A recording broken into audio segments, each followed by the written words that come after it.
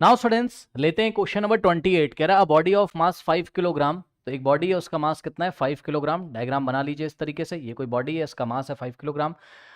Is moving with velocity of 10 metre per second. ध्यान से सुनिए, आप ऑब्जर्वर हो, आपने जैसे ही उस बॉडी को देखा तो उसकी वेलोसिटी कितनी थी 5 मीटर पर सेकंड। यानी कि जो वेलोसिटी है 5 मीटर पर सेकंड, ये है आपकी क्या 5 नहीं 10 दिया हुआ है। ठीक है, जो वेलोसिटी 10 मीटर पर सेकंड दिया हुआ है, जैसे ही ऑब्जर्वर ने देखा तो ये इनिशियल वेलोसिटी है। ठीक, यू से दिखाएंगे इसको।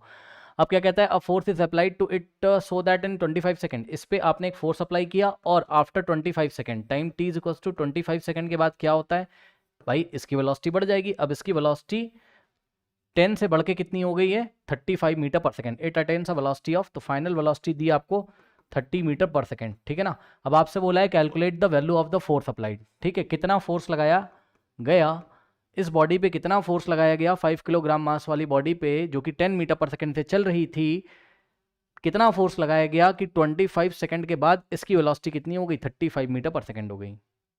फोर्स निकालना है, बहुत आसान है। निकालने के दो तरीके हैं, या तो आप F is equals to M into A लगा दो और एक्सलेशन को साइड में अलग से निकाल लो। एक्सलेशन क्या होता है v minus you by T, change in velocity divided by time. v minus you, v कितना है 35 माइनस यू कितना है, यू चेक कर लो, यू कितना है, यू है 10 डिवाइडेड बाय टी, टी कितना है 25 है। ठीक, तो यहाँ से कितना आएगा 35 माइनस 10 कितना होता है 25 होता है। 25 बाई 25 कितना होता है 1 होता है, कट जाएगा ना। तो 1 मीटर पर सेकंड स्क्वायर। ये लो, ये एक्सलेशन आ गया आपका। ठीक है स्टूडेंट्स, ला के यहाँ पे रख दीजिए। F is equals to mass into acceleration. Mass into acceleration, mass क्या होता है 5 किलोग्राम दिया हुआ है, एक्सलेशन 1 है, तो 5 इंटू 1 5 न्यूटन। तो कितना फोर्स लगाया गया 5 न्यूटन। एक तो ये तरीका है। दूसरा तरीका ये है कि आप बोलते हैं कि भाई न्यूटन सेकंड लॉ से हमने क्या पढ़ा है, rate of change of momentum is directly proportional to force applied. यानी कि F इज इक्वल्स टू क्या होता है m in the bracket v minus you by T.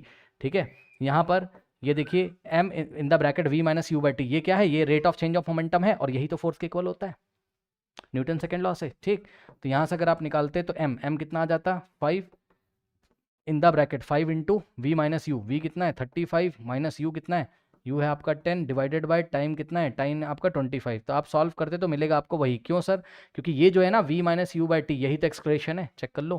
तो m इंटू ए। ठीक, तो ऐसे आप कैलकुलेट कर लीजिए, आपका आंसर वही आने वाला है। Okay, so 5 newton force is required here. Okay, note कर लीजिए।